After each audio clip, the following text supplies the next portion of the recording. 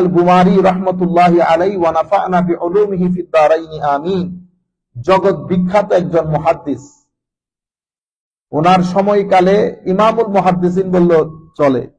ওনার একটা কিতাব উনি লিখেছেন হুসনুল বায়ান ফি লাইলাতিন নিসফে মিন শাবান, মানে লাইলাতুন নিসফে মিন শাবান তথা শবে বরাতের উপর, ঠিক আছে, যেই কথাগুলা না বললেই নয়, ভালো কিছু কথাবার্তা। উনি এই কিতাব, ছোট্ট কিতাব, বেশি না, আমি চেষ্টা করব এটাকে সামারাইজ করার জন্য 40 থেকে 50 মিনিটের মধ্যে। উনি প্রথমে এই কিতাবের মধ্যে যেভাবে আল্লাহর হামদ, আমার নবী সাল্লাল্লাহু আলাইহি ওয়াসাল্লামের দরুদ, এগুলা পাঠ করার পরে উনি আল্লাহ রাব্বুল আলামিনের শান শৌকত বর্ণনা করেছেন। করার পরে উনি বলেছেন যে এই কিতাবটা রচনা করার কারণ কি। তো এই কিতাব লিখার কারণ হচ্ছে, অনেক ভাই যেখানে যায়, আমাদের মুরিদিনদের মধ্যে অনেকেই আমাকে প্রশ্ন করে শবে বরাত সম্পর্কে। তো আমরা যখন বক্তব্যের মধ্যে উত্তর দেই, কিছু জিনিস বলা হয়, অনেক জিনিস বলা যায় না, কারণ প্রশ্নের উত্তরের একটা নির্দিষ্ট সময় থাকে, অনেক জিনিস মাথার ভিতরেও থাকে না। তো আমি চিন্তা করলাম এটার উপরে একেবারে জামে মানে শবে বরাতের উপর একেবারে সংক্ষিপ্ত আকারে কিন্তু কম্প্রিহেন্সিভ মানে সমস্ত আলোচনাকে ইনক্লুড করে, সমস্ত প্রশ্নকে অ্যাড্রেস করে এমন একটা কিতাব আমি আমার যারা মুরিদিন, মুতাআল্লিকিন, মুহিব্বিন আছে তাদের জন্য লিখি। তো আল্লাহ পাকের মেহেরবানি লিখেছেন ওনাদের জন্য, কিন্তু কিতাবটা অনেক বেশি শুহুরত পেয়ে গেছে, অনেক পরিচিত এবং সকলের কাছে একটা পাঠযোগ্য একটা কিতাব। উনি শুরুতেই লিখেছেন মা দাআনি ইলা কিতাবাতি হাযিহির রিসালা। আমি জাস্ট একটু করে পড়লে তো হক আদায় হয়ে যাবে। উনি এখানে লিখেছেন যে আমি এই কিতাবটা রচনা করলাম কেন। তখন বলেছেন সাআল কাসীরু মিনান নাস ফি ইদ্দাতি মুনাসিবাত আম্মা ওয়ারাদা ফি লাইলাতিন নিসফি মিন শাবান মিনাস সালাত ওয়াদ দুআ ওয়া গায়রিহিমা। মানুষ আমরা শবে বরাতের সময় যে নামাজ, দোয়া, তাসবিহ, তাহলিল করি, এগুলা নিয়ে প্রশ্ন করে, এই প্রশ্নের উত্তরের জন্য আমি এই কিতাবটা লিখেছি। আচ্ছা, এর পরবর্তীতে উনি কি দিয়ে শুরু করেছেন, বাদউল ইহতিফাল বিলাইলাতিন নিসফি মিন শাবান, মানে শবে বরাতের মধ্যে আমরা যে আন্দাজে এটাকে অবজার্ভ করি, পালন করি, সেটা শুরু কখন হয়েছে। তো এমনিতে লাইলাতুল বারাত হাদিসে পাকের মাধ্যমে অসংখ্য হাদিসে পাক লাইলাতুল নিসফি মিন শবে বরাত সম্পর্কে বর্ণিত আছে। আমি আগ পিছ না করি, উনি যেভাবে যেভাবে বলেছেন সেভাবে যে আজকে আমি তো নিজ থেকে কিছু বলতে পারবো না, যেহেতু উনি কথা বলতেছেন। তো উনি বলতেছেন কিন্তু আমরা যেভাবে এটাকে অবজার্ভ করি, এটা কখন শুরু হয়েছে। তো উনি লিখেছেন কানা বাদউল ইহতিফাল বিহাযিহিল লাইলা আন্না তাবিঈনা মিন আহলি শাম কা খালিদ ইবনে মি'দান ওয়া মাকহুল ওয়া লুকমান ইবনে আমির ওয়া গায়রুহুম কানু ইউআযযিমুনাহা ওয়া ইয়াজতাহিদুনা ফিল ইবাদা فيها ويقال بلغهم في ذلك آثار إسرائيلية وعنهم أخذ الناس تعظيما واشتهر أمرها في البلاد الإسلامية وحصل الخلاف بين العلماء فيها। আচ্ছা, তো এটা শুরু হয়েছে তাবেঈনদের যুগ থেকে, মানে যেভাবে আমরা অবজার্ভ করি। আমি জাস্ট সামারাইজ যেহেতু করতেছি, একটু অনুবাদ করে পুরো বিষয়টা সামারাইজ করি।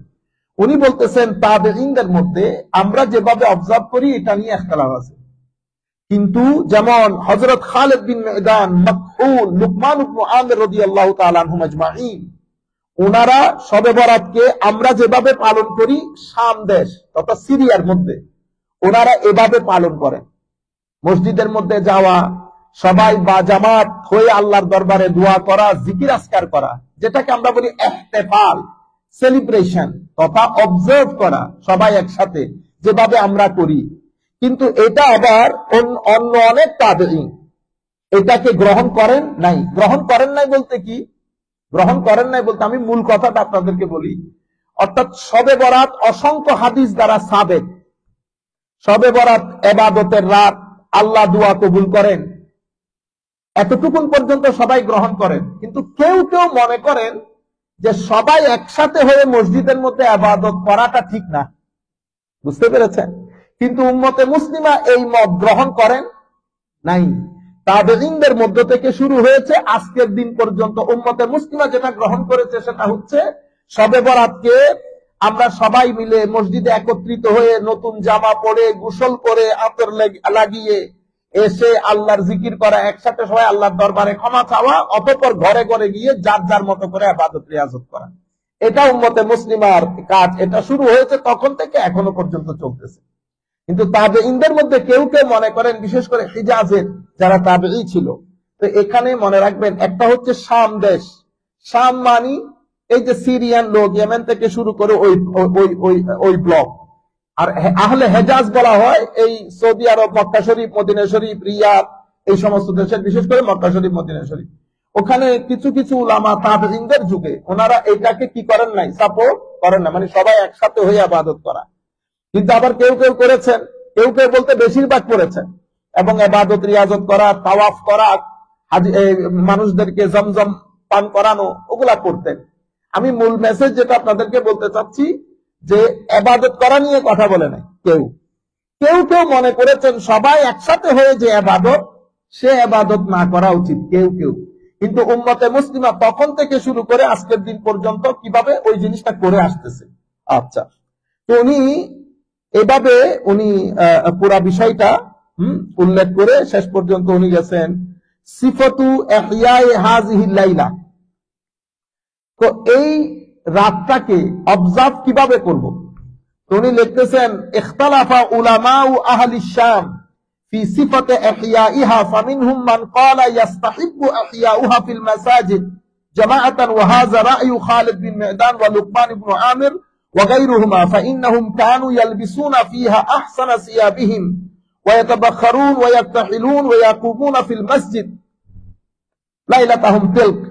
একই কথা, ইখতিলাফাল উলামা মানে কি করব, এটা নিয়ে উলামায়ে কেরামের মধ্যে, উলামা এখানে আমাদের কথা বলতেছে না, তাবেঈনদের জামানা। তো ও তখন এই মিনহুম মান ক্বালা ইস্তাহিব্বু, তাবেঈনদের মধ্যে কেউ কেউ বলেছেন এটা মুস্তাহাব। তো এই কারণে ওনারা কি করতেন, মসজিদের মধ্যে সবাই বা জামাত একত্রিত হতেন। ঠিক আছে, যেমন খালিদ বিন মি'দান, লুকমান ইবনে আমির, এই সমস্ত বড় বড় তাবেঈনরা ভালো কাপড় পরিধান করে, কোহল লাগিয়ে, আতর লাগিয়ে মসজিদের মধ্যে জমা হতেন।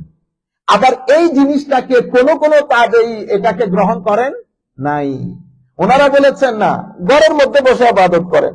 কিন্তু উম্মতে মুসলিমার আমল এটার উপরই জারি আছে, উম্মতে মুসলিমার আমল এটার উপরই জারি আছে এবং কুল কায়নাত করতেছে। কিন্তু ইস্তাহিব্বু এটা মুস্তাহাব কাজ, ফরজও না, ওয়াজিবও না, সুন্নতে মুআক্কাদাও না, মারামারি কাটাকাটি হবে না। বুঝতে পেরেছেন, যার যেমন খুশি, কিন্তু উম্মতে মুসলিমার আমল এটার উপরই জারি আছে। ঠিক আছে, আচ্ছা। এরপরে উনি আবার এটাও বলেছেন যে ফি কিয়াম জামাআত লাইসা যালিকা বিবিদআ, ওনারা বলতেছেন না, এটা বিদআ হবে না। তারপরে নাকালাহু আনহু হারবাল কিরমানি ফি মাসাইলি ওয়া মিনহুম মান ক্বালা ইয়াকরাহুল ইজতিমা লিস-সালাত। কেউ কেউ মনে করেছেন যে মসজিদের মধ্যে একত্রিত হয়ে ওয়াজ তাকরীর করা, দোয়া দরুদ পড়া, সবাই একসাথে হওয়া বা জামাত, এটাকে কেউ কেউ মনে করেছেন এটা ঠিক জিনিস না, মাকরুহ কেউ কেউ। কিন্তু আমি বারবার আপনাদেরকে বলতেছি, উম্মতে মুসলিমা আমল করেছেন কোনটার উপর, সবাই মিলে আমরা যেভাবে অবজার্ভ করতেছি সেটা সেই যুগ থেকে এই যুগ পর্যন্ত কুল কায়নাত ওইটার উপরই আমল করেছে। এটা আমরা পরে একটু একটু করে করে আসবো। আচ্ছা, এর পরবর্তীতে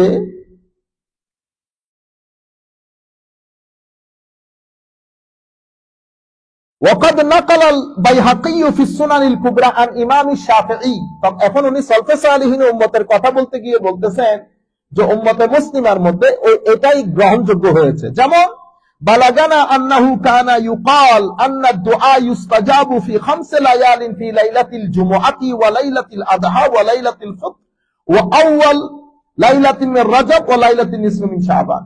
উনি বলছেন, ইমাম বাইহাকী সুনানুল কুবরার মধ্যে ইমাম শাফিঈ থেকে রায় বর্ণনা করতেছেন। উনি বলেছেন 5টা রাতে দোয়া কবুল হয়। কোন 5টা রাত? লাইলাতুল 2 ঈদের রাত, রজবের প্রথম রাত এবং লাইলাতুল নিসফি মিন শাবান। এই 5টা রাতে, আর জুমার রাত, রজবের প্রথম রাত, 2 ঈদের রাত এবং শবে বরাত, এই 5টা রাতে আল্লাহর দরবারে দোয়া কবুল হয়। ওয়া ওয়ারাদা আন ওমর ইবনে আব্দুল আজিজ, ওমর বিন আব্দুল আজিজ, তো উনি আন্নাহু কাতাবা ইলা আমিলিহি বিল বাসরা, উনি বাসরা শহরের মধ্যে ওনার যারা সরকারি অফিসার আছেন ওদেরকে চিঠি লিখে বলেছেন আলাইকা বিআরবা'i লায়ালিন ফিস সানা ফাইন্নাল্লাহা ইয়াফরাগু ফীহিন্না আর-রাহমা ইফরাগান আউয়ালু লাইলাতিন মিন রাজাব ওয়া লাইলাতুন মিন নিসফিন শাবান ওয়া লাইলা আল-ফিত্র ওয়া লাইলাতুল আযহা। উনি বলেছেন 4টা রাত যেন তোমরা অবজার্ভ করো, 4টা রাত, যে 4টা রাতের মধ্যে আল্লাহ রাব্বুল আলামিন আল্লাহ রহমতের দরজা বন্যা বয়ে দেন মখলুকাতে খোদার জন্য। এই 4টা রাত তোমরা অবজার্ভ করবা। সেগুলা কি কি? এই যে রাতগুলোর কথা বলেছি, লাইলাতুল নিসফ মিন শাবান, শবে বরাতের রাতও সেখানে উল্লেখযোগ্য। এই জন্য হযরত সিদ্দিক আহমদ গুমারি রহমাতুল্লাহ আলাইহি কিভাবে জাস্টিস করতেছেন দেখেন, এক পেশে কথা বলতেছেন না, সকলের রায় তুলে ধরেছে। তুলে ধরে উনি বলছেন উম্মতে মুসলিমার রায়েজ রায়, প্রতিষ্ঠিত রায় হচ্ছে সবাই একসাথে আমরা যেভাবে অবজার্ভ করি সেভাবে অবজার্ভ করা। ফদলু হাযিহিল লাইলা। এখন উনি কি করলেন? উনি রাতের ফজিলত বর্ণনা করতেছেন। তো এই রাতের ফজিলত বর্ণনা করতে গিয়ে উনি বলেছেন যে প্রথম কথা হচ্ছে যেই কোরআনে পাকের যেই আয়াতে, সূরা দুখানের যে আয়াত লাইলা মুবারাকা, উনি বলেছেন মেজরিটি মুফাসসিরিন বলেছেন আব্দুল্লাহ ইবনে আব্বাস রাদিয়াল্লাহু তাআলা রায় সহ এটা লাইলাতুল কদর। কিন্তু এখানে আরেকটা রায় আছে যেটা ইকরিমা থেকে বর্ণিত, আরো অনেক উলামায়ে কেরাম বর্ণনা করেছেন যে এখানে রাত শবে বরাত। কিন্তু মেজরিটি আমি যেটা জুমার মধ্যে বলেছি সেই কারণে এটা আর রিপিট করতেছি না। তো এখন উনি এই সংক্রান্ত যত হাদিস এসেছে উনি এই কিতাবের মধ্যে বর্ণনা করেছেন। এটা হচ্ছে আল্লাহ রাব্বুল আলামিন এক একজনকে এক এক ইলম দান করেন। আমরা যদি দুনিয়াতে আবার আসি, এখন চলে গিয়ে আবারও আসি, এতগুলা হাদিস এতগুলা কিতাব তিনি একত্রিত করা সম্ভব না। তো আমাদের জন্য বিরিয়ানি করে দিয়েছে, সবকিছু মওজুদ। এখন আমরা বিসমিল্লাহ করে প্রথম হাদিস আমি জাস্ট একটু একটু করে আপনাদেরকে বলবো। উনি বলেছেন যতগুলো হাদিস শবে বরাতের ব্যাপারে বর্ণিত হয়েছে অনেকগুলো হাদিস দঈফ আছে। আমাদের এখানে বলা হচ্ছে দঈফ মানে মাতরুক, ইন্না লিল্লাহি ওয়া ইন্না ইলাইহি রাজিউন। না, হাদিসে দঈফ হাদিসের একটা প্রকার। হাদিস যেই হাদিসটা হাদিসে দঈফ হবে আমরা কোনোদিন ইনশাআল্লাহ এটা বর্ণনা করবো, আজকে অন্য জায়গায় চলে গেলে কিতাব শেষ হবে না।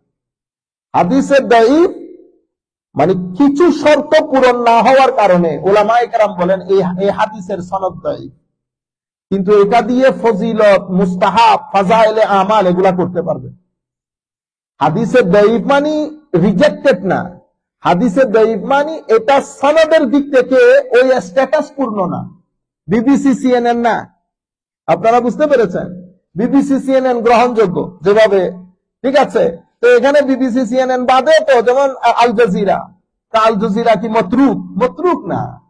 আপনারা বুঝতে পেরেছেন? হাদিসে দঈফ দ্বারা সাবেত। তো হাদিসে দঈফ আমলের ক্ষেত্রে গ্রহণযোগ্য। উনি বলতেছেন যদিও কিছু হাদিস এমন আছে যেটা এক কিতাবের মধ্যে বর্ণিত হয় না। যেমন একটা হাদিস আমি আপনাদেরকে জুমার দিন বলেছি, 10 জন সাহাবী বর্ণনা দিয়েছেন 10 তরিকায়। তো কোন একটা জায়গার মধ্যে যদি দুর্বলতা থাকে আরেকজনের মাধ্যমে দুর্বলতাটা কি হয়ে যায়? দূর হয়ে যায়। তো উনি সব হাদিসগুলো এনে বলেছেন হ্যাঁ হাদিসের মধ্যে কথাবার্তা আছে, তো আমরা তো এটা দিয়ে ফরজ সাবেত করতেছি না, মুস্তাহাব বলতেছি, মুস্তাহাব। আপনারা বুঝতে পেরেছেন? এটা আমরা সবাই জানি। আচ্ছা, উনি বলেছেন যেমন ইবনু মাজাহ শরীফের হাদিসটা প্রথম এনেছেন।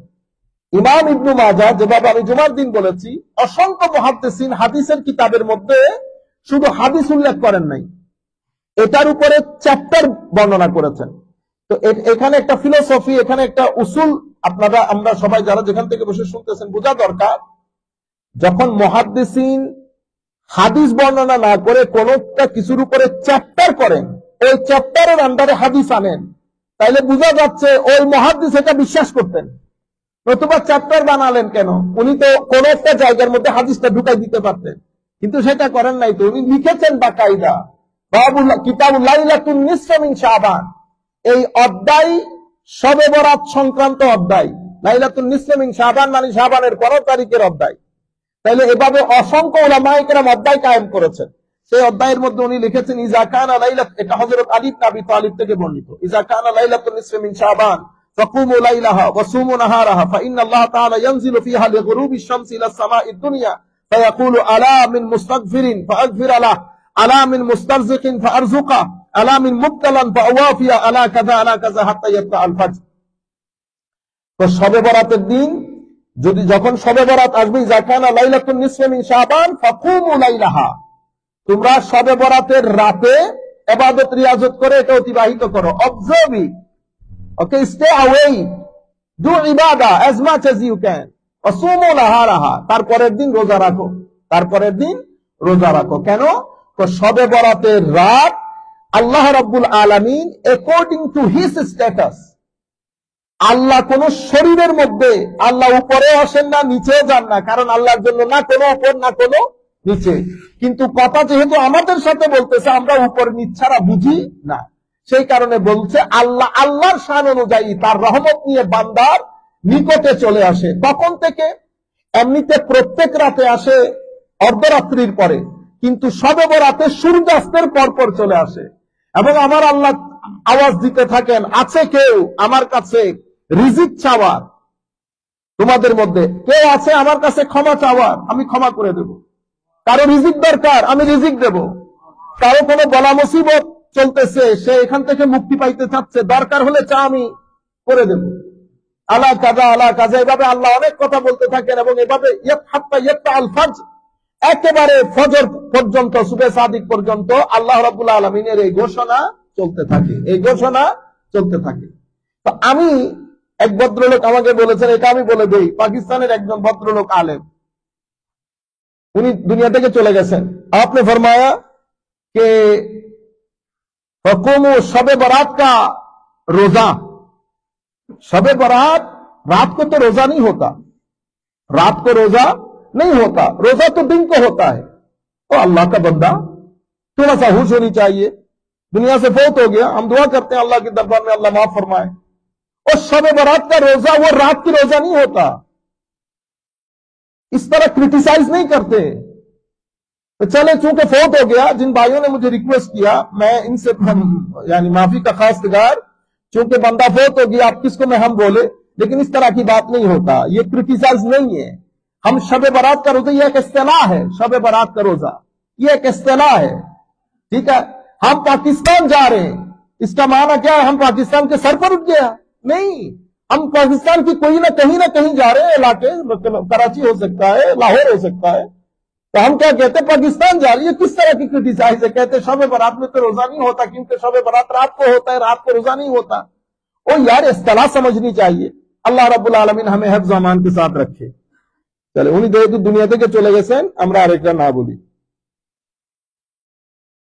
দ্বিতীয় হাদিস এনেছেন তিরমিজি শরীফ থেকে ইমাম ইবনে মাজাহ। তিরমিজি শরীফে মানে ইমাম তিরমিজিও এনেছেন, ইমাম ইবনে মাজাহ এনেছেন। ইমাম ইবনে মাজাহ লাইলাতুল নিসফি মিন শাবানের উপর চ্যাপ্টার করেছেন, ইমাম তিরমিজিও লাইলাতুল নিসফি মিন শাবানের উপর চ্যাপ্টার করেছেন। এখানে ওই আয়েশা সিদ্দিকার ওই হাদিস, আমার নবী শবে বরাতের দিন কোথায় চলে গেছে? জান্নাতুল বাকি শরীফে। ওখানে হযরত আয়েশা সিদ্দিকা আমার নবীকে না পেয়ে গেছেন। যাই হোক, ওখানে কিছু কথা আছে, আমি এগুলা না বলি এখন আর। ওখান থেকে হুকুম আহকাম যেগুলো সাবেত হওয়ার হয়ে গেছে, বাকি আমার নবীর সাথে আমাদের মাদের কি কথাবার্তা হয়েছে, এগুলা এখন আর বলার কোনো প্রয়োজন নাই। কেন? এগুলা থেকে হুকুম আহকাম যেগুলো সাবেত হওয়ার, উলামায়ে কেরাম হুকুম আহকাম গুলা ডিরাইভ করে নিয়েছেন, বাস হয়ে গেছে। আমরা এখানে রেলেভেন্ট অংশটা বলি। তো আমার নবী সাল্লাল্লাহু আলাইহি ওয়াসাল্লাম হযরত আয়েশা সিদ্দিকা রাদিয়াল্লাহু তাআলা আনহাকে বলেছেন যে, আয়েশা তুমি জানো আজকে কোন রাত? আমার নবী সাল্লাল্লাহু আলাইহি ওয়াসাল্লাম ইরশাদ করেছেন যে আজকে শাবানের 15 তারিখ, অর্থাৎ শবে বরাতের রাত। এই রাতে আল্লাহ রাব্বুল আলামিন আল্লাহর শান অনুযায়ী সামাঈদ দুনিয়াতে নেমে আসেন। আল্লাহর শান অনুযায়ী, আপনি এটাকে শারীরিক উপরে ওঠা নিচে নামা এটা খেয়াল করবেন না, আল্লাহর শান অনুযায়ী নিচে চলে আসেন। এবং এখানে আমরা এটাও বলে রাখি, কিছুদিন আমরা উনিও দুনিয়া থেকে চলে গেছেন, কিন্তু ওই আকীদা পোষণকারী লোক আমাদের চট্টগ্রামের প্যারেড ময়দানে ওয়াজ হচ্ছে, উনি ওয়াজ করতেছেন যে আল্লাহ রাব্বুল আলামিন কোথায় আছে বলেন? সবাই ইশারা করেন উপরে আছে, সবাই ইশারা করেন, সবাইকে দিয়ে ইশারা করছে।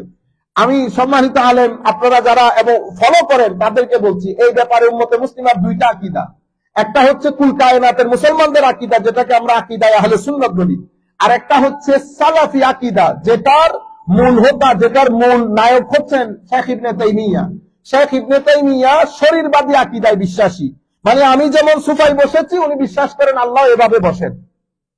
তবে আল্লাহর বসাটা আমার বসার মতো নয়। যদি আল্লাহর বসাটা আমার বসার মতো কেউ বলে, তাহলে কাফের হয়ে যাবে। কি হয়ে যাবে? দিন ইসলাম থেকে খারিজ হয়ে যাবে। কিন্তু আপনি বলতেছেন বসেছেন, তবে বসাটা আমার মতো না, এই কথা আপনাকে বাঁচিয়ে দিয়েছে। তো আপনি কুফর থেকে কোথায় চলে গেছেন? আমি বলতেছি না, উম্মতে মুসলিম আর উলামায়ে কেরাম, আইম্মায়ে কেরামের দৃষ্টিতে কেউ এই ধরনের কথা বললে পথভ্রষ্ট হবে। এবং এই কথাগুলো উম্মতের কথা বলেছেন লেস দেন 5%। এখন আপনি যদি বরাত মজলিসে বলেন আল্লাহকে ইশারা করতে আল্লাহ উপরে আছে, তো লাইসা কামিসলিহি শাই ওয়া হুয়াস সামিউল বাসীর। আপনি যেই সাবজেক্টের লোক না, আমি অনুরোধ করব সবাইকে আমরা যেন ওই সাবজেক্ট নিয়ে গুতাগুতি না করি। আর যখন করব তখন মানুষকে এভাবে বলবো যে এই আয়াত নিয়ে কথা আছে দুই ধরনের, কেউ এটা বলেছে, উম্মতে মুসলিমা এটা বলেছে, তাইলে মানুষের কাছে জিনিসটা পরিষ্কার হয়ে গেল। এখন আমি আধা জিনিসকে হাইড করে আমি যেটা বিশ্বাস করি সেটা বলে বিসমিল্লাহ করে সেফ প্যাসেজ নিয়ে চলে গেলাম, এটাকে কি বলে? এটাকে সাদাকাত কথা, সত্যবাদিতা বলে না। আল্লাহ রাব্বুল আলামিন আমাদের হামি ও নাসির হোক। তো আল্লাহর শান অনুযায়ী আসেন, এবং সেই দিন আল্লাহ রাব্বুল আলামিন বনী কাল, তাদের কাছে অসংখ্য ছাগল, অগণিত ছাগল তারা লালন পালন করত। আমার নবী বলছেন ছাগলের যত পেশ তার চেয়ে বেশি আল্লাহ উম্মতকে ক্ষমা করে দেন। তবে শর্ত হচ্ছে তারা শিরক করতে পারবে না, তাদের ভিতরে হেট্রেট লালন করতে পারবে না। যাদের ভিতরে শিরক আছে, হেট্রেট আছে, তারা ছাড়া আল্লাহ সবাইকে ক্ষমা করে দেবে শবে বরাতের রাতে। আচ্ছা, এটা দ্বিতীয় নম্বর হাদিস। তৃতীয় নম্বর হাদিসের মধ্যে সেম, তৃতীয় নম্বর হাদিসের মধ্যে সেম। এভাবে উনি এক হাদিস, দুই হাদিস, তিন হাদিস, চার হাদিস, আমি নতুন কিছু থাকলে আপনাদেরকে বলবো, পঞ্চম হাদিস একেবারে ইমাম আহমদ, ইমাম তাবরানী, ইমাম ইবনে হিব্বান, এভাবে সামেন 8 নম্বর হাদিস, শেষ পর্যন্ত 9, 10, একেবারে 10-এর মধ্যে গিয়ে উনি হাদিস যেটা এনেছেন সেটা ইমাম বাইহাকি, আন মাকহুল আন কাসির ইবনে মুররা আন নবী সাল্লাল্লাহু আলাইহি ওয়াসাল্লাম। একই কথা, লাইলাতুন নিসফ মিন শাবানের মধ্যে আল্লাহ সবাইকে ক্ষমা করে দেন, শুধুমাত্র মুশরিক এবং মুশাহিন ছাড়া। তো উনি কি করেছেন? উনি এই ব্যাপারে যত হাদিস, যত কিতাবের মধ্যে এসেছে সবগুলো এখানে বর্ণনা করেছেন। টোটাল 10টা হাদিস বলেছেন, টোটাল 10টা হাদিস বলেছেন। এই 10 হাদিসগুলো সমস্ত উলামায়ে কেরাম, যেভাবে আমি আপনাদেরকে লিস্ট বলেছি গত জুমার মধ্যে, কিছু আমরা আলোচনা করব ইনশাআল্লাহ, তাড়াতাড়ি আমরা এই জিনিসগুলো থেকে মুক্তি পেয়ে যাই। এরপরে উনি কিছু আসার মানে সাহাবায়ে কেরামের কথা, তাবেঈনদের কথা উনি এখানে এনেছেন। হ্যাঁ, এর পরবর্তীতে উনি যেমন হযরতে আন্না আলিয়ান খারাজা লাইলাতুন নিসফ মিন শাবান, হযরত আলী থেকে শবে বরাতের একটা কথা এনেছেন, এবং হযরতে সাঈদ বিন মনসুর থেকে একটা হাদিস শরীফ এনেছেন। এরপরে আরো অসংখ্য জায়গায় উনি হাদিস শরীফ এনে এটা আমাদেরকে বুঝিয়েছেন যে শবে বরাতের ফজিলত রয়েছে, শবে বরাতের ফজিলত আল্লাহর দরবারে রয়েছে। কেন? আল্লাহ রাব্বুল আলামিন আল্লাহর বান্দাদের, অসংখ্য বান্দাদেরকে এই দিন ক্ষমা করে দেন। সেটা হাদিসে পাক, অসংখ্য হাদিস, যেমন 10টা হাদিস শরীফ উনি এনেছেন। কোরআনের আয়াত থেকে উনি লাইলাতুল মুবারাকা থেকে ওই কথাটা আমাদের সম্মুখে তুলে ধরেছেন এবং বলেছেন যে হাদিসগুলোর ব্যাপারে, কোন একটা হাদিসের ব্যাপারে বলা হয়েছে এই হাদিস দাঈফ, কোন জায়গায় বলা হয়েছে এই হাদিসের অমুক বর্ণনাকারী দাঈফ। বলে যে হাদিসগুলা দাঈফ হলো একটারে ফেলায় আর একটা কি হয়ে যায়? শক্তিশালী হয়ে যায়। আর যদি দলীয় দাঈফ, তবুও তো আমরা এটা দাঈফের মাধ্যমে মুস্তাহাব সাবেত হয়। আমরা একজন বিশ্ব বরেণ্য মুহাদ্দিসের কথা শুনতেছি, আমাদের তথাকথিত শাইখ মাইক, আমাদের টাইপের লোকের কথা না, এটা আলেমদের কথা শুনতেছি। আপনারা বুঝতে পেরেছেন? এরপরে উনি বলতেছেন মা ইউকালু মিনাদ দুআই ফি হাযিহিল লাইলা, এই রাত্রে আমরা যে দোয়া পড়ি, এই রাত্রে কি দোয়া পড়ব? তখন উনি একটা দোয়া বলেছেন, যেটা উনি বলেছেন হাদিসে পাকের মাধ্যমে এটা সাবেত। সেটা কোনটা? যেটা আয়েশা রাদিয়াল্লাহু তাআলা আনহা উঠেছেন, দেখেছেন আমার নবী নামাজ পড়তেছেন শবে বরাতের সময়, উনি আমার নবী দীর্ঘ সিজদা দিয়েছেন, দীর্ঘ সিজদার কারণে আমার হযরত আয়েশা সিদ্দিকা রাদিয়াল্লাহু তাআলা আনহা মনে করেছেন আমার নবী ফৌত হয়ে গেছেন, আমার নবী দুনিয়া থেকে রুখসত হয়ে গেছেন, ওয়াফাত পেয়ে গেছেন। এত লম্বা সিজদা ছিল। তো আয়েশা সিদ্দিকা রাদিয়াল্লাহু তাআলা আনহা আমার নবী সাল্লাল্লাহু আলাইহি ওয়াসাল্লামকে ধরেছে, হাত রেখেছে গায়ে। তখন ফাকাল আলী ইয়া আয়েশা তা'জানিন আলী في قيام هذه الليلة قلت نعم بأبي وأمي فقام فسجد ليلا طويلا حتى ظننت أنه قد قبض فقمت আমি উঠে দাঁড়ালাম, আমি আমার পরে উঠে দাঁড়িয়ে আমার নবী যখন একটু নাড়াচাড়া করেছে বুঝলাম যে, পরে দেখলাম আমার নবীর জবান থেকে একটা দোয়া আসতেছে। একটা দোয়া, কি দোয়া? আমরা সবাই একটু একটু করে পড়লে মুখস্থ হয়ে যাবে। আউযু বিআফবিকা, আউযু বিআফবিকা, আউযু বিআফবিকা মিন ইকাবিক। তাইলে এখন কি হইল? আউযু বিআফবিকা মিন ইকাবিক, আউযু বিআফবিকা মিন ইকাবিক। এতটুকু হয়ে গেছে। এরপরে আবার আউযু বিরিদাকা মিন সাখাতিক, আউযু বিরিদাকা মিন সাখাতিক ওয়া আউযু বিকা মিনকা, ওয়া আউযু বিকা মিনকা জাল্লা ওয়াজহাক লা উহসি সানাআন আলাইক আনতা কামা আসনাইতা আলা নাফসিক। এটা আমরা একজনকে লিখে দিলে সবাই মোবাইলের মধ্যে। আমার নবী সাল্লাল্লাহু আলাইহি ওয়াসাল্লাম সিজদার মধ্যে গিয়ে হায় হায়, আমার নবী লম্বা সিজদা দিয়েছেন। এমন লম্বা সিজদা, আমার নবী জবানের মধ্যে এটাই বলতেছেন, আউযু বিআফবিকা, আউযু বিআফবিকা মিন ইকাবিক, আউযু বিরিদাকা মিন সাখাতিক, আউযু বিকা মিনকা জাল্লা ওয়াজহাক লা উহসি সানাআন আলাইকা আনতা কামা আসনাইতা আলা নাফসিক। আমার আল্লাহ, এটার অর্থ কি? আল্লাহ, আমি আপনার কাছে পানা চাচ্ছি, আপনার দয়া অনুগ্রহের ওসিলায় আপনার শাস্তি থেকে পানা চাচ্ছি। এটা কে বলতেছেন? আমার নবী সাল্লাল্লাহু আলাইহি ওয়াসাল্লাম, যার জন্য আল্লাহ আখিরাত সাজিয়েছেন। ইনার আব্দিয়ত দেখেন, কিভাবে নিজেকে মাটির সাথে মিশিয়ে দিয়েছে। বুঝতে পেরেছেন? আল্লাহ রাব্বুল আলামিন আমাদের হামি ও নাসির হোক। তো উনি সিদ্দিক আহমদ গুমারি রহমতুল্লাহ আলাইহি উনি বলেছেন যে দোয়া যেগুলো এসেছে আমরা যেন ওগুলোর উপর একটা করি। কিছু কথা উনি আরো বলেছেন, আমরা তাড়াতাড়ি শেষ করার জন্য। এবং আমরা যেটা মনে করি, উনি বলেছেন আসলুদ দোয়া আল মাশহুর বাইনাল আওয়াম। সাধারণ মানুষের মধ্যে কিছু দোয়া অনেক বিখ্যাত হয়ে গেছে, কিন্তু এগুলার কোনো আসল, কোনো জড় শরীয়তের মধ্যে নাই। এগুলো আমাদেরকে মাথায় রাখতে হবে, আমরা মাঝখানে থাকতে হবে। নাই যেগুলো সেগুলো আনবো না, যেগুলো উলামায়ে কেরাম নিষেধ করেছেন সেগুলো এখানে আনবো না, যেগুলো আছে সেগুলা।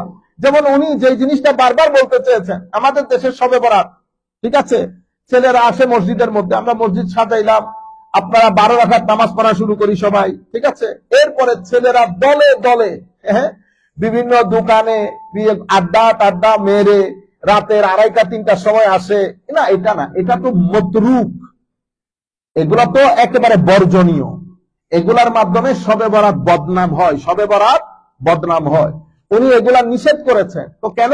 তো আমাদের আওয়ামরা মনে করে বস এই একটা দোয়া পড়ে শবে বরাতে আল্লাহ ক্ষমা করে দিবেন, আর নামাজ দোয়া লাগবে না, আর নামাজ দোয়া লাগবে না। এটা শবে বরাতের সাথে বেয়াদবি। কেন?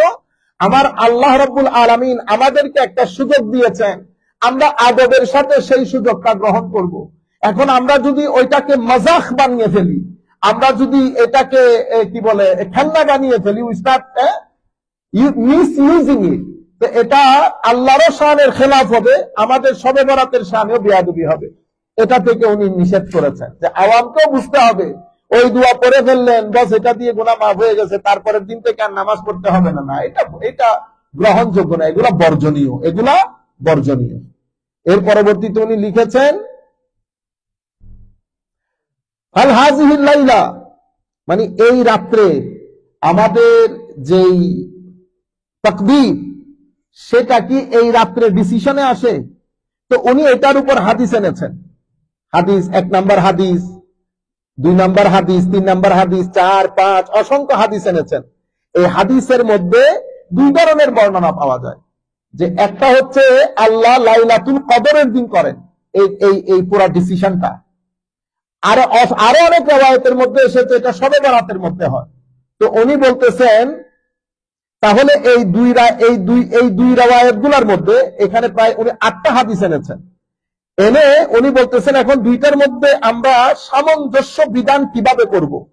উনি বলেছেন সামঞ্জস্য বিধান করতে হলে আমরা যে কাজটা করব সেটা হচ্ছে আল্লাহ রাব্বুল আলামিন সিদ্ধান্তটা লাইলাতুল কদরে নিয়ে ফেলেন, লৌহে মাহফুজের মধ্যে সেটা লিপিবদ্ধ হয়ে যায়। আর শবে বরাতের মধ্যে আল্লাহ যার যার দায়িত্ব তাকে তাকে দিয়ে দেন, যার যার দায়িত্ব তাকে তাকে, প্রত্যেকেই শবে বরাতে যার যার দায়িত্ব পেয়ে যায়। আর as far as Allah's decision is concerned, এটা আল্লাহ শবে কদরের দিন নিয়ে লৌহে মাহফুজের মধ্যে এটাকে লিপিবদ্ধ করে ফেলেন। আর শবে বরাতের সময় আল্লাহ রাব্বুল আলামিন প্রত্যেক রেসপন্সিবল ফেরেশতাকে যার যার দায়িত্ব বুঝিয়ে দেয়। এটার মাধ্যমেই তো আজকে মানুষটা হেসে গেলে কথা বলতেছে, অথচ সে জানেও না যে তার নাম আগামী শবে বরাতের আগে মৃত ব্যক্তিদের লিস্টে তার নাম চলে গেছে, সে হয়তো জানেও না। আল্লাহ রাব্বুল আলামিন আমাদেরকে আল্লাহর রেজামন্দি অনুযায়ী পৃথিবীতে থাকার তৌফিক দান করুক। যাই হোক, এরপরে আমরা শেষ করে দেবো ইনশাআল্লাহ। তো দুইটা কথা এসেছে, আমরা ওই জায়গায় না যাই, এগুলা শবে বরাতের দিন বলবো। লা ইয়াদখুলুল জান্নাতা কাতে। এর পরবর্তীতে উনি মুশরিক মুশাহিন যাদের দোয়া আল্লাহর দরবারে কবুল হবে না তাদের ব্যাপারে একটা বৃত্তান্ত দিয়েছেন। মুশরিক কাকে বলে? মুশরিকের দোয়া কবুল হবে না, মুশাহিনের দোয়া কবুল হবে না, যারা আত্মীয়তার সম্পর্ক ছিন্ন করে তাদের দোয়া কবুল হবে না, এবং যারা মা বাবার সাথে বেয়াদবি করে তাদের দোয়া কবুল হবে না, যারা সব সময় শরাব পান করে তাদের দোয়া আল্লাহর দরবারে আল্লাহ কবুল করবেন না, যারা ঝগড়াটে লোক তাদের দোয়া আল্লাহ কবুল করবেন না, এবং যাদের ভিতরে ঝগড়াটে বলতে আপনার ভিতরে যদি আপনি হিংসা না রাখেন তাহলে তো আপনি ঝগড়া করতে পারবেন না, ঝগড়ার জন্য ভিতরে হিংসা থাকতে হয়। তো যাদের ভিতরে হিংসা আছে তাদের দোয়া আল্লাহ রাব্বুল আলামিন কবুল করেন না। এই কথাগুলা উনি বলেছেন, এবং এই যারা ব্যভিচারে লিপ্ত তাদের দোয়া আল্লাহ রাব্বুল আলামিন কবুল করেন না। আচ্ছা, এখন উনি বলেছেন এই সব কথা বলার পরে উনি বলেছেন হাল ওয়ারাদাত সালাহ মুআয়্যানা ফি হাযিহিল লাইলা, এই রাতে কি কোনো নির্দিষ্ট নামাজ আছে? উনি বলতেছেন লাম তারিদ সালাহ মুআয়্যানা ফি হাযিহিল লাইলা মিন তারিকিন সাহিহিন ওয়ালা দাঈফ, এই রাতে সহিহ দাঈফ কোন বর্ণনা অনুযায়ী কোন নির্দিষ্ট নামাজ নাই, ওয়া ইন্নামা ওয়ারাদাত আহাদিস মাওদুআ মাকযুবা, কিছু মিথ্যা হাদিস মানুষ গড়েছে এই শবে বরাতের রাত্রিতে নির্দিষ্ট ইবাদত আছে বলে 12 রাকাত 100 রাকাত এই ধরনের কিছু রিওয়ায়াত এসেছে। এরপরে যেমন উনি বলেছেন, যেমন একটা হাদিসের মধ্যে এসেছে 100 রাকাত নামাজ, এটা হাদিস হিসেবে বর্ণিত দিয়েছে। তো উনি বলতেছেন এই হাদিসটা ওয়াকাদ হাকামা ইবনুল জাওজি বিওয়াদইহি, ইমাম ইবনে জাওজি এই হাদিসকে মওদু বলেছেন। আমি আর এরপর আরেকটু কথা বলবো ইনশাআল্লাহ। তো উনি দ্বিতীয় আরেকটা হাদিসে রিওয়ায়াত করেছেন, উনি বলেছেন যেমন কে বলেছেন মান কারা লাইলাতুন নিসফি মিন শাবান 1000 মাররা কুল হুয়াল্লাহু আহাদ 100 মাররা লাম ইয়াখরুজ মিন আদ-দুনিয়া হাত্তা ইয়াবআসাল্লাহু ইলাইহি ফি মানামিহি 100 মালাকিন 30 ইবাশশিরুনাহু বিল জান্নাহ, যেই ব্যক্তি 100 বার সূরা ইখলাস পাঠ করবে, ঠিক আছে, সে ঘুমের মধ্যে প্রায় 100 জন ফেরেশতা 100 মালাক ওয়া 130 জন ফেরেশতা তাকে স্বপ্নের মধ্যে ঘুমের মধ্যে বলবে, তাকে জান্নাতের সুসংবাদ দেবে। তো এই যে রিওয়ায়াতগুলো আছে এগুলা মিথ্যা রিওয়ায়াত, এগুলার কোনো ভিত্তি নাই। তো উনি কি বলতেছেন? উনি বলতেছেন এই রিওয়ায়াতটা তো ইমাম ইবনে জাওজি কি বলেছেন? মওদু বলেছেন, মানে এটা হাদিস না, বানোয়াট জিনিস। এর পরবর্তীতে তৃতীয় একটা রিওয়ায়াত বিভিন্ন বিষয় সম্পর্কে, এতবার করলে এতবার হবে, এতবার মানে শবে বরাতের যে বর্ণনাগুলো উনি বলছেন বেশিরভাগ ক্ষেত্রে শবে বরাতের এই বর্ণনাগুলো মিথ্যা, শবে বরাতের রাতে নির্দিষ্ট কোনো ইবাদত নাই। কিন্তু কিছু একটা ইবাদত আছে, এটাকে সলাতুর রাগায়েব বলে, সলাতুর রাগায়েব। তো সলাতুর রাগায়েবের ব্যাপারেও উনি বলছেন যে অসংখ্য মুহাদ্দিসিন এটাকে জায়েজ বলেন নাই। জায়েজ বলতে উনি বলেছেন এই রিওয়ায়াতটাও মওদু। কিন্তু মুহাদ্দিসকুল শিরোমণি ইমাম ইবনুস সালাহ আশ-শাযুরি, মুকদ্দমা ইবনুস সালাহ ইলমে হাদিসের ক্ষেত্রে একেবারে বুখারী শরীফের সমতুল্য উলুমে হাদিসের ক্ষেত্রে, উনি আবার সালাতুল রাগায়েবের হাদিসকে বলেছেন না এটা মওদু না। এটা নিয়ে আবার উলামায়ে কেরামের মধ্যে ডিভিশন, ওনার ছাত্রদের মধ্যে, ওনার ছাত্ররা বলেছেন না আমাদের উস্তাদ এটা ঠিক বলেন নাই। কিন্তু উনিও তো ইমাম ইবনুস সালাহ, ঠিক আছে, ওনারা তো শুধুমাত্র কিতাবি আলেম ছিলেন না, সিজদার আলেমও ছিলেন। আবার ওনার সাথে সুলতানুল উলামা ইমাম ইজ্জুদ্দিন ইবনে আব্দুস সালামের সাথে অনেক ইখতিলাফ হয়েছে। যাই হোক, তো উনি বলেছেন যে এই আমরা যেভাবে, তো আমরা এই রাতটা পালন কিভাবে করব? ইবাদতের মাধ্যমে। কিসের ইবাদত? আপনি নফল নামাজ পড়বেন, তাহাজ্জুদ পড়বেন, হ্যাঁ, আমরা সালাতুত তাসবিহ পড়লেন, আপনি যত মন চায় নিয়ত করে আল্লাহকে সন্তুষ্ট করার জন্য যত মন চায় আপনি নফল পড়বেন। কিন্তু নির্দিষ্ট কোন নামাজের বর্ণনা উনি বলতেছেন কিতাবের মধ্যে আসে নাই, কিতাবের মধ্যে আসে নাই। উলামায়ে কেরাম সালফে সালেহিন উম্মত যার যার মতো করে ইবাদত করতেন, যার যার মতো করে ইবাদত, কোরআনে পাকের তিলাওয়াত থেকে শুরু করে, এই তাহাজ্জুদ থেকে শুরু করে, তওবার নামাজ থেকে শুরু করে, এই সালাতুত তাসবিহ থেকে শুরু করে যতটুকু মন চায় আপনি পড়তে পারবেন। উনি যে বলতেছেন যে নির্দিষ্ট করে যে এই রেওয়ায়ত এতটুকুন করলে 100 বার পড়লে এই সওয়াব, 200 বার পড়লে এই সওয়াব, এই ধরনের কোন রেওয়ায়ত শবে বরাতের মধ্যে বর্ণিত হয় না, এই কথাটা উনি বলেছেন। তারপরে আমরা কিতাব একেবারে শেষের দিকে এই ইমাম ইবনে হাজার হাইতামি সহ অনেকে ওনার সাথে এই ব্যাপারে মত পার্থক্য করেছেন। এখন উনি আল খুলাসা শেষ পৃষ্ঠায় চলে এসেছে, অনেক লম্বা কিতাব, আমি আপনাদেরকে সামান্য সময় বলেছি। আল খুলাসা উনি বলেছেন, আমি এখন আমার পুরা কিতাবে কি লিখছি সেটা আপনাকে সামারাইজ করি। প্রথম বিষয় হচ্ছে, আমি যেটা বলেছি সেটা হচ্ছে লাইলাতুন নিসফে মিন শাবান,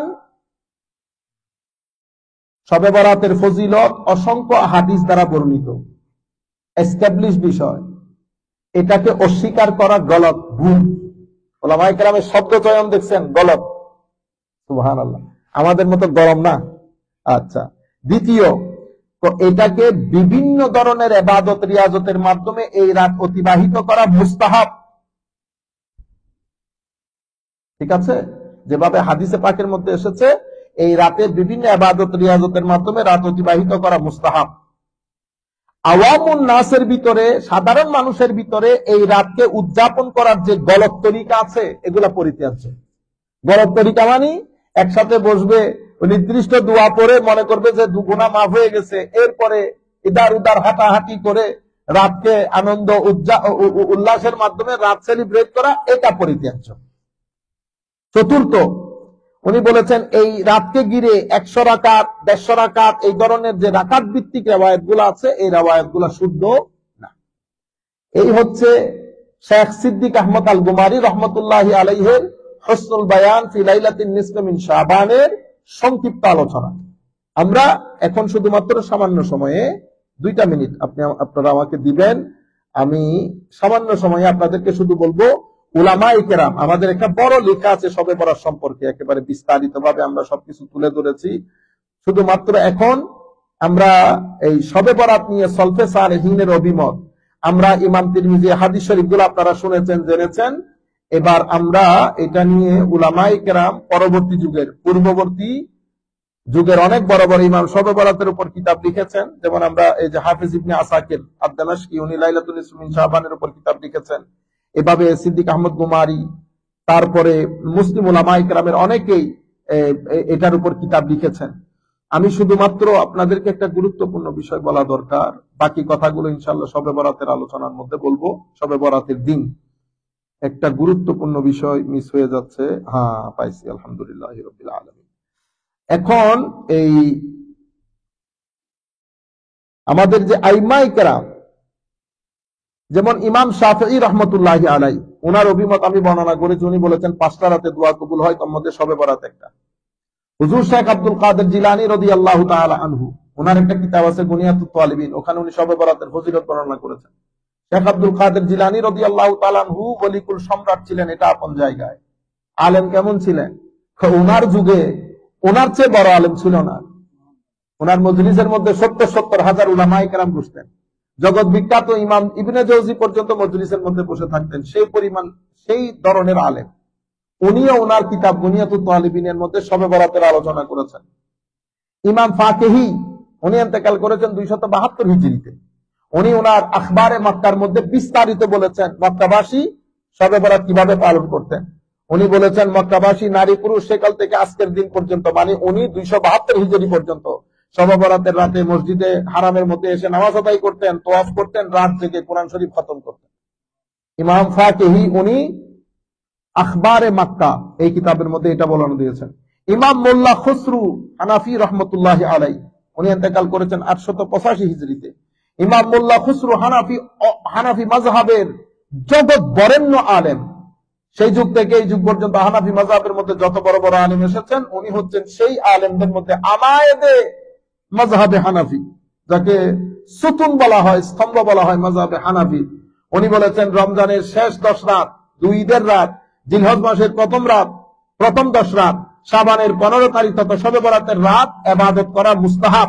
ওনার কিতাব দুরারুল হিকাম শারহে গুরারুল আহকাম, এই কিতাবের মধ্যে উনি মুস্তাহাব বলেছেন। ইমাম ইবনে নাজম আল মিসরি আল হানাফি, উনি বরেণ্য হানাফি মাযহাবের ইমাম। উনি ইন্তেকাল করেছেন 970 হিজরিতে। ওনার বিখ্যাত কিতাব, এটা সবাই জানে, বাহরুর রায়। ওই কিতাবের মধ্যে উনি একই অভিমত ব্যক্ত করেছেন যে শবে বরাতে ইবাদত করা মুস্তাহাব বলেছেন। উপমহাদেশের বিশ্ব বরেণ্য মুহাদ্দিস, যাকে বাদ দিলে আপনি ওখানে মুহাদ্দিস দাবি করতে পারবেন না, শেখ শাহ আব্দুল হক মুহাদ্দিস দেহলভী, শাহ আব্দুল হক মুহাদ্দিস দেহলভী, উনার বরেণ্য কিতাব মা সাবাতা বিসুন্নাহ ফি আইয়ামিস সানা, মা সাবাতা বিসুন্নাহ হিসেবে বিশ্ব বরেণ্য, সকলের কাছে পরিচিত এবং সমাদৃত।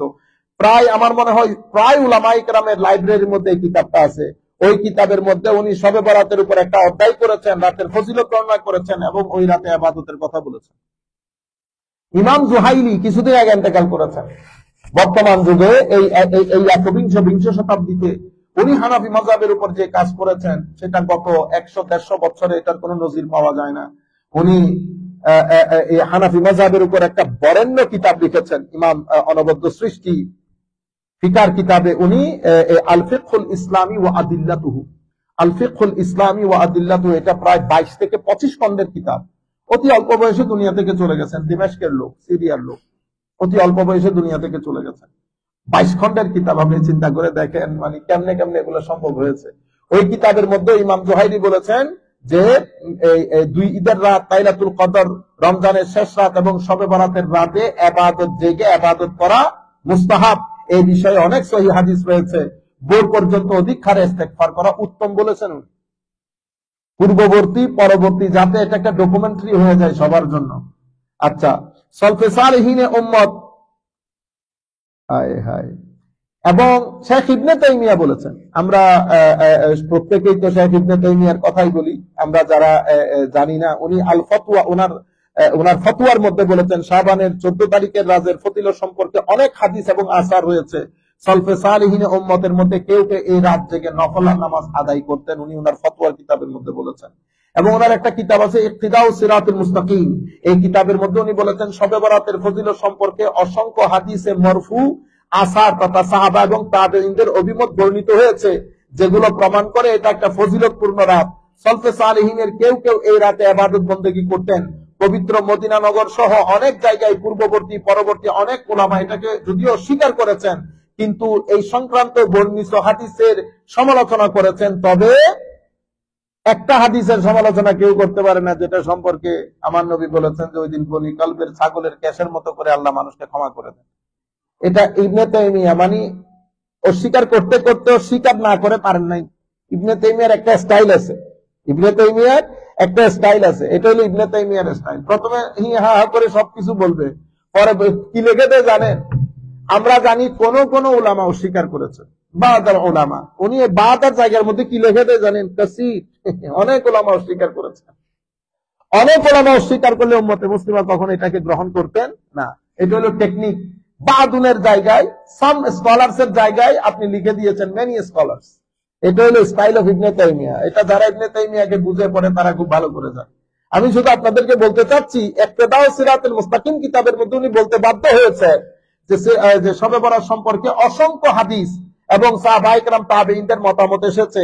এই রাতে উলামায়ে কেরাম, আবার এই রাতে অনেক সলফে সালেহিনের আইম্মায়ে কেরাম ইবাদত করেছেন। এখানে আবার অনেক বলে নাই, এখানে বলেছে কেউ কেউ ইবাদত করেছেন। ও কেউ কেউ ইবাদত করলে এটা এত বিখ্যাত হয়? অস্বীকারের জায়গায় অনেক লাগাই দিয়েছেন, ইবাদত যারা করবে ওখানে জায়গায় বাদুন লাগিয়ে দিয়েছেন। কিন্তু শুরুতে কি বলেছেন দেখছেন? শুরুতে বলেছে অনেক হাদিস এসেছে। তো অনেক হাদিস আসলে এটা ইনকার করে কেমনে? কিন্তু তবুও আল্লাহর মেহেরবানি, আল্লাহর দরবারে শুকরিয়া যে উনি না করে পারেন নাই। তাইলে আমি আপনাদেরকে এখন কি কাজ করলাম? পূর্ববর্তী যুগের উলামায়ে কেরামের মধ্যে আমরা আপনাদেরকে বলেছি হাদিস, এই হাদিসে পাক কতজন সাহাবায়ে কেরাম বর্ণনা দিয়েছেন, মানে শবে বরাত সংক্রান্ত হাদিস। আবু বকর সিদ্দিক, হযরতে আলী, হযরত আয়েশা সিদ্দিকা, মুআয ইবনে জাবাল, আবু মুসা আশআরী, আবু হুরায়রা, আউফ বিন মালিক, হযরত আবী সালাবা রাদিয়াল্লাহু তাআলা। এত সংখ্যক মুহাদ্দিসিন এই হাদিসগুলো বর্ণনা করেছেন। এবং এই শবে বরাতের হাদিসের উপরে চ্যাপ্টার কায়েম করেছেন অসংখ্য মুহাদ্দিসিন। যেমন ইমাম ইবনে মাজাহ তার কিতাবের মধ্যে চ্যাপ্টার রচনা করেছেন, ইমাম তিরমিজি করেছেন, ইমাম আহমদ ইবনে হাম্বল করেছেন, ইমাম আব্দুর রাজ্জাক, আমাদের ভাইরা বুঝেও না জানেও না, তো আব্দুর রাজ্জাক এটা চিনিও না, ওদের কেমনে চিনলেন? ইমাম আব্দুর রাজ্জাক ইমাম বুখারীর আগের লোক, ওনারা প্রথম সারির, মানে প্রথম গ্রুপের মুহাদ্দিস। ইমাম বুখারী রাহমাতুল্লাহ আলাইহি যে 6 জন সিহাসিত্তার বরাত, তাদের আগের লোক। ইমাম বাইহাকি, ইমাম বাজ্জার আগের লোক, ইমাম ইবনে হিব্বান, ইমাম তাবারানি, ইমাম মুহাম্মদ। তো ইমাম একজন বলতেছে, ইমাম মুহাম্মদ এগুলা প্রত্যেকে বলেন, আল্লাহ ইমাম মুহাম্মদ হলি ইমাম মুহাম্মদ আশ-শাইবানি, ইমামে আজমের ছাত্র বেটা, যারে বাদ দিলে ইসলামী আইনের আদা কেটে ফেলতে হবে, ইমাম মুহাম্মদ। তো ইমামে আজম যদি তাবেঈ হয়, তাহলে ইমাম মুহাম্মদ কি হবে? তাবেঈ। ইমাম বুখারীর অনেক অনেক অনেক উপরের। শুধু আপনি মাযহাবের ইমাম না, ঠিক ইমাম শাফিঈর উস্তাদ ইমাম আহমদ ইবনে হাম্বল হচ্ছে ইনাদের নাতি ছাত্র, আর ইমাম আহমদ ইবনে হাম্বল ইমামে আজমের প্রতিছাত্র। কারণ ইমাম শাফিঈ পড়েছেন ইমাম মুহাম্মদের কাছে। ইমাম মুহাম্মদ, ইমাম আবু ইউসুফ, ইমাম জুফর, ইনারা হচ্ছেন ইমামে আজম আবু হানিফার সবচেয়ে জলিলুল কদর ছাত্র। ইমাম ওয়াকি বিন জাররাহ, ইমাম আব্দুল্লাহ ইবনে মুবারক, সবাই ইনারা ইমামে আজমের জলিলুল কদর ছাত্র। আল্লাহ রাব্বুল আলামিন আমাদের হামি ও নাসির হোক। মাওলাই করিম আমাদেরকে কবুল করুক। আপনারা এতক্ষণ বসে আমাদের এই আলোচনা শুনেছেন। আমরা চেষ্টা করেছি এটা যদি আপনাদের সাথে যায় না, কিন্তু আমি চিন্তা করলাম যে একটা কিতাব অন্তত পড়ে ফেললে শুরু থেকে শেষ পর্যন্ত সামারাইজ করা, অন্তত একটা কিতাবের কিছু হইলো ফিউজাত পাইলে আমার পুরা বিষয় সম্পর্কে আমাদের একটা কনসেপচুয়াল ক্লারিটি হইল।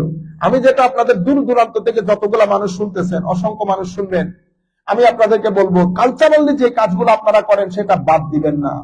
একটা জাতি সংস্কৃতি বাদে বাঁচে না। একটা জাতির কিছু লোকাল কাস্টমস থাকে, রীতিনীতি থাকে। আপনি রীতিনীতি বাদ দিয়ে আপনি পুরা জাতি দাঁড় করাইতে পারবেন না। জাতির সংস্কৃতিগুলো আমার নবীও বাদ দেয় নাই।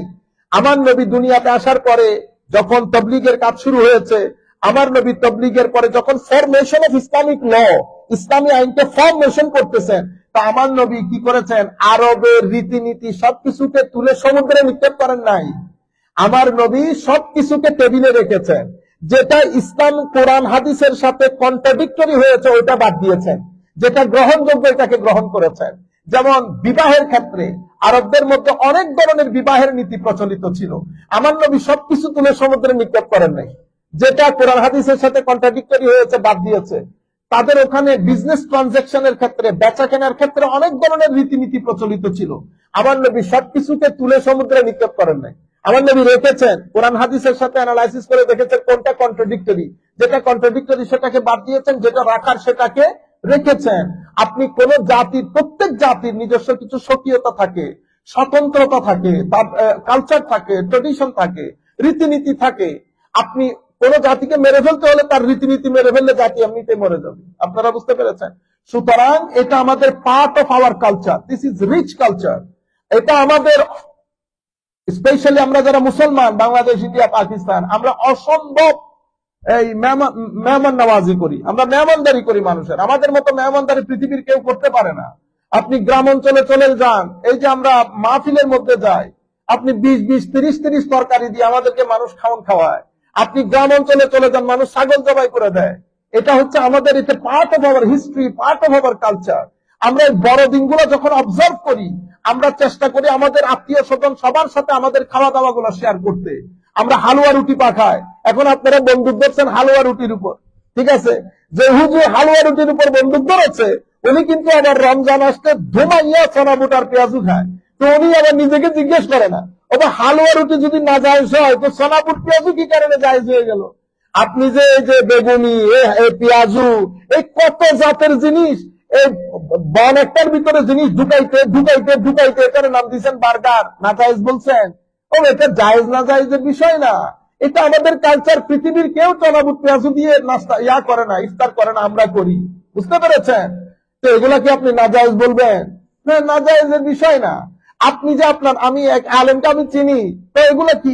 এগুলো আল্লাহ রসুলের যুগে ছিল না। তা আপনার মেয়ের বিয়েতে আপনি যে কাচ্চি বিরিয়ানি বানাইছেন, ওইটা আমার নবী আই হযরতে আমাদের মা ফাতেমা রাদিয়াল্লাহু তাআলা আনহার বিয়ে হয় নাই, তো আমার নবী ওখানে কাচ্চি বানাইছিল, আপনি যে কাচ্চি বানাইছেন। ইন্না লিল্লাহি, এগুলা কি করেন জাতিকে? আর আমাদের লোকজনও সুযোগ পাইছে, আমাদের মহিলারও আলহামদুলিল্লাহ বন্ধ করে দিছে। ছেলেরা জানেও না পিঠা কি। আমি আমার আওয়াজ যেখানে যেখানে যাচ্ছে, আমি আপনাদেরকে বিনয়ের সাথে অনুরোধ করব, আপনারা হালুয়া বানাবেন, পরোটা বানাবেন, গরিব আত্মীয় স্বজনকে দিবেন। যেই সমস্ত আমাদের ভিক্ষুক ভাইরা যারা সহযোগিতার জন্য আসে, তাদেরকে টাকা পয়সা দিবেন, তাদেরকে টাকা পয়সাও দিবেন, সাথে সাথে তাদেরকে পরোটার হালুয়া খাওয়াবেন। এবং এগুলো ছাড়বেন না। রমজানের মধ্যে আপনারা ছোলা পেঁয়াজু দিয়ে নাস্তা রমজান করেন, ইফতার করেন, কোনো অসুবিধা নাই। আমরা সাহারির সময় আমরা দুধের ভাত খাই নাই? সাহারির সময় ঘি দিয়ে কেউ বলেছেন কথা? আমাদের উলামা যারা আজকে ফলোয়া লুটির বিরুদ্ধে লাগাইছেন, দেখি নাই আপনাদেরকে 300 আনে আপনাদেরকে 2 প্লেটে হয়েছে, দাবাইয়া খাইয়া আপনাদেরকে 3 জনে তুলতে হয়েছে, সব দেখছি। বুঝতে পেরেছেন? ঘি পারেন নাই, কারণ ঘিটা আপনি নিজে কিনে খাবেন না। 1800 টাকার ঘি, মাইনচের ঘি পাইছেন তো হাফ ঢেলে দিচ্ছেন, 3 জনে মিলে করে তুলতে হয়েছে। সেই আবার আবার হালুয়া রুটির বিরুদ্ধে, হালুয়া রুটি না জায়েজ। ইন্না লিল্লাহি ওয়া ইন্না। আর আমাদের লোকজন এই আল্লাহ রসুলের যুগে ছিল না। তুমি বেটা কেএফসি খাইয়া বাইরে যেটা আল্লাহ রসুলের যুগে ছিল না। বুঝতে পেরেছেন আপনারা? এগুলো হইলে একটা জাতিকে সংস্কৃতির দিক থেকে কালচারালি একটা জাতিকে মেরে ফেলা। আপনি কি রাখতে চাচ্ছেন? কোনো কিছু লাগবে না, শুধুমাত্র আসবেন আর যাবেন। সেই কারণে আমাদের ছেলে, অসংখ্য ছেলে নামাজ পড়তে আসে, সালাম পর্যন্ত দেয় না। আচ্ছা, আমারও দেও না, মুরব্বিয়ানে কেরাম দেখো না, তাদের কইলে একটা সালাম দাও। এই হলো দিন। কিছু লাগবে না, শুধু ঢুকবেন আর বের হবে। আল্লাহ রাব্বুল আলামিন আমাদের হামি নাসির হোক। মাওলাই করিম আমাদেরকে কবুল করুক। আল্লাহ রাব্বুল আলামিন কুল কায়নাতের উম্মতকে শবে বরাতের ফুয়ুজাত দিয়ে ধন্য করুক। বিশেষ করে আমাদের তরুণ প্রজন্মকে আল্লাহ শবে বরাতের ফুয়ুজাতে ধন্য করুক। শবে বরাতের ফুয়ুজাতের পানি দিয়ে আমরা আমাদের অন্তরাত্মাকে ধুয়ে আমরা যেন মাহে রমজানের জন্য পরিপূর্ণরূপে প্রস্তুতি নিতে পারি, সেই তৌফিক আল্লাহর উপরন্ত দয়া আদরের দিকে তাকিয়ে আল্লাহর প্যারা রাসূলের ওসিলা জিল্লাহ যেন আল্লাহ আমাদেরকে দান করেন। ওয়া মা আলাইনা ইল্লাল বালাগুল মুবিন। আসসালামু আলাইকুম ওয়া রাহমাতুল্লাহি তাআলা ওয়া বারাকাতুহু। হুজুর চলে আসেন।